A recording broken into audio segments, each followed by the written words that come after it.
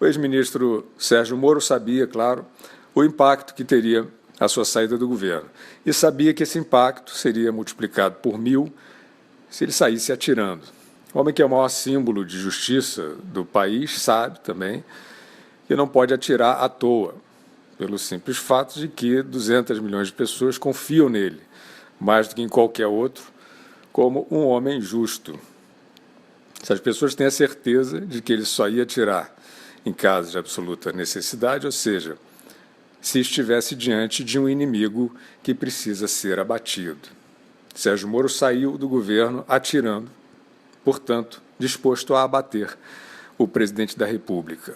Fez acusações contra ele de ingerência política na Polícia Federal, que imediatamente foram tomadas pelos adversários do governo como ponto de partida para um pedido de impeachment. Moro sabia que seria assim.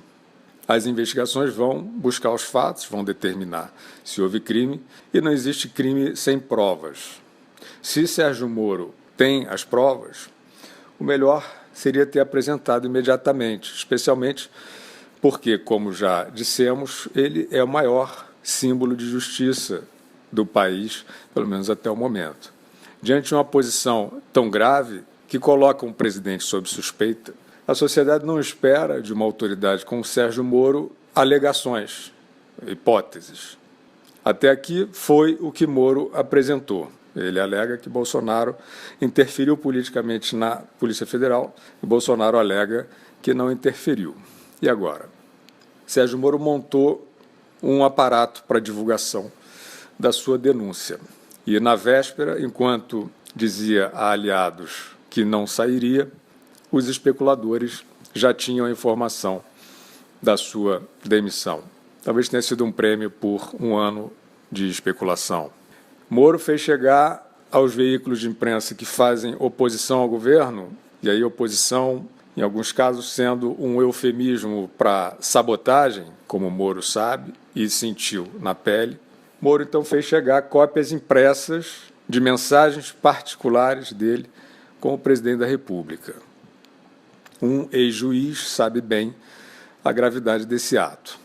As mensagens mostravam uma discussão entre ministro e presidente sobre o comando da Polícia Federal. Moro não queria trocar o diretor, tinha suas razões. Bolsonaro recomendava a troca e também tinha suas razões. No caso do presidente, achava que investigações como, por exemplo, a do atentado que ele sofreu não estavam caminhando direito, além de achar que a gestão do então diretor podia estar abrigando interessados em perseguir gente na sua base política. Essa é a hipótese do Bolsonaro na conversa com Moro. A prerrogativa da escolha do diretor-geral da Polícia Federal é do presidente e ele estava discutindo isso com o seu ministro da Justiça. Ponto. Talvez Sérgio Moro tenha informações concretas sobre quebra de autonomia da Polícia Federal pelo presidente da República e ainda vá apresentar essas informações. Até aqui, ele foi para o fronte, declarou guerra, apontou para a cabeça do presidente e disparou a sua bala de prata, que não era nem de prata, nem era bala. Era um dossiê de remendos de WhatsApp, parecido com aqueles que os hackers, amigos do Lula, usavam contra o próprio Moro. E o dossiê do Moro ainda tinha troca de mensagens com a afilhada de casamento dele, uma espécie de um atestado quase pueril de honestidade, dizendo não estou à venda, etc. Logo ele, Moro, o herói da Lava Jato. Não é difícil que, diante daquele vazamento de quinta categoria, muita gente ali tenha achado que dessa vez não tinha sido o telefone do Moro, mas o próprio Moro, né, que foi invadido por hackers. Muita gente também vinha achando o comportamento do Moro diferente durante a epidemia do coronavírus. Diante de governadores tendo arroubos ditatoriais e descendo o sarrafo na população, Sérgio Moro postava mensagens de prudência, aparecendo lendo o livro da esposa na quarentena. Moro estava estranho para muita gente. Nesse intrigante espetáculo de dossiê, denúncia, alegação, Sérgio Moro ainda achou espaço para dizer que nos governos do PT não houve interferência na Polícia Federal, como estaria, segundo ele, havendo agora. Como diria Marcelo Odebrecht, seria o caso de recorrer à ajuda-memória. A ajuda-memória era um dos serviços VIP que o Lula e a sua quadrilha ganharam ao vender o Estado brasileiro para um cartel de bandidos. Então, vamos à ajuda-memória. Entre outras inúmeras ações subterrâneas, Dilma Rousseff tinha informação privilegiada de que a Polícia Federal ia prender o marqueteiro João Santana, homem forte do seu governo, e Dilma, assim, armou a fuga dele.